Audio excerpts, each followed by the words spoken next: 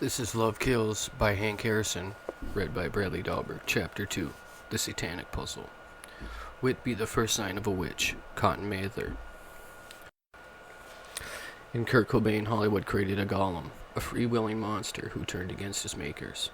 He was amazing at following independent thinkers. From a strictly reactionary perspective, Kurt Cobain had neutralized Kurt Cobain, the greatest rock star of his generation, had to be assassinated. Everything you need to solve in the mystery of Kurt's death is contained in this book. The book itself may seem a little disjointed at times, but there are good reasons where the jagged edges come together. Some of it's speculative, but it represents decades of research. Writing a book is the only way I could solve my moral dilemma, to wit. How can I tell you about my own daughter? A son-in-law who still remains objective. Fortunately, 2 million millennia ago, Hippocrates solved problems when he wrote an oath taken by all physicians: first do no harm. This book is my way of apologizing to anyone who was hurt by Kurt's tragic death. The book is also dedicated to my granddaughter, who I hope I will understand that in everything I do, I try to attain the greatest good. So however Odysseus sounds, I pray fully comprehended. This book is written by one of the 4 directly related grandparents stunned by the events of Kurt Cobain's death. Courtney would never allow me to meet Kurt, or any of his friends, and especially at a time when my only grandchild. In spite of that handicap, I was determined to write a book about the scene. It was natural for me. I had already written a book on the Haight-Ashbury Millennial and the Grateful Dead, and spent many years back time tracing the relationship between medieval troubadours and the Grail mystery. I know Courtney read The Cauldron and the Grail because she read a paragraph on television in 2006, 10 years after it came out. Unfortunately, she read it with a smarmy, near sarcastic tone, but she seemed to try telling me something via the media in spite of that. Duplicity. Courtney spread the idea of biography that could not be valid unless the writer hung on to the subject for the biography. What a laugh. If it were true, Robert Graves could have never written I, Claudius, one of Courtney Love's favorite books. I wanted to think she actually cared, but she couldn't bring herself to say anything good about my career, or me. Maybe she was conflicted about that too. I began this book in 1992 as an extension of a family scrapbook. I started that journal when I discovered again through the media that I was the grandfather nobody cared to call or write. I wasn't invited to the wedding or the baptism if there was one.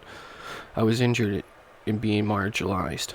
I just felt like that great baby was on deck and maybe someday I would get to see her. 20 years later, I discovered I wasn't the only grandparent left out in the cold. Kurt's grandfather, Leland Cobain, was to be the baby's only great-grandfather, who was also ignored. I was honored and lucky enough to speak to him on the phone and by email transmitted by a friend who lived near him. He died in 2014 after a bout of pneumonia, but Leland got the last laugh. He and Kurt's uncle Gary applied and received for the autopsy report sometime before Leland died. I did not see the report, but Leland told me on the phone that it proves Kurt could not have used the shotgun on himself, and that the shotgun blast was not the immediate cause of his death. I trusted that he not exaggerate matters so grave. After Kurt died, this project took on a darker tone and became the eulogy for Kurt, and grew even beyond the characters and events, as if this book was writing itself. On the deepest level, it's about the lives and deaths of the numerous people that were closely associated with Kurt, one of the greatest troubadours of our modern times. His violent and mysterious death robbed us of the future leadership, but his torrential soul lives through the radio and all the little riffs that are played by his imitators.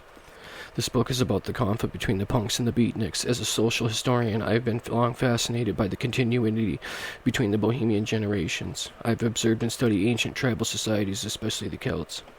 I observed motorcycle clubs, rock groups, communes, pot farmers alike, and the extended families as they passed down rituals, symbols, and belief systems. Now all the experience comes to play on the probative study of Kurt and Courtney. Even though Kurt died, his values lived on, and his music is in continued work of everyone it's touched by Kurt's charm and wit. Cobain injected some old bohemian values in the fin de siècle 20th century as an era diseased by egotism. He became a cultural icon, a man-boy who helped anneal his generation into the functional subculture with goals and integrity. While he was alive, the reactionaries hoped he would fail, and when he died, they rejoiced. Kurt was, to paraphrase the 60s comedian Mort Saul, offensive to everyone, except, of course, to those who saw him as the guy who found a way out of the world with no exit, a guy who beat the satire by his own game, not by suicide. Kurt did not kill himself, but by his own form of enlightenment. Conservatives saw him as the frightening Pied Piper leading the nice little kids to hell. When he died in the squares, even some of the deadheads said good riddance. Nirvana rose up and communism fell, just as a matter of time, until somebody like Cobain came along to fill the gap. Kurt's music was political, but Kurt had an impish and misleading look about him. He made people smile until they were frightened. Then with his music, and his bandmates went along with it because they were all too enlightened. The religious establishment grew more and more aware of Kurt's charisma until they realized that he was betraying Jesus as God. He said his prayers, but he knew God was bigger than the sage from Nazareth. Nirvana fans were going over wild symbols, words, and music Mom and Dad just didn't understand.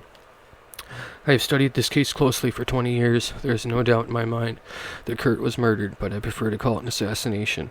Whoever killed him threw Kurt's life and the entire music industry open to the public scrutiny. In every case of the rock star death, the facts are under the cover. This book is suppressed until now, because it explores the dark side of the recording industry, an industry that enjoys the media control more than the government itself. When Jimi Hendrix and Janis Joplin died, their lives became murky pools. Doors shut, spin doctors had a field day. Kurt's life was already stamped on the internet when he died, allowing his legend to form a lucid window through which observers lives those around him, his bosses, his bandmates, and his wife. Kurt Cobain was a warning signal. When he died, only people who were there were happy. The people who were confused and the ones he offended. That's the end of Chapter 2. See me on Chapter 3. Don't forget to like and subscribe, Dahlberg Music. Across SoundCloud and other forms of social media. Don't forget to find Stray Dog 90.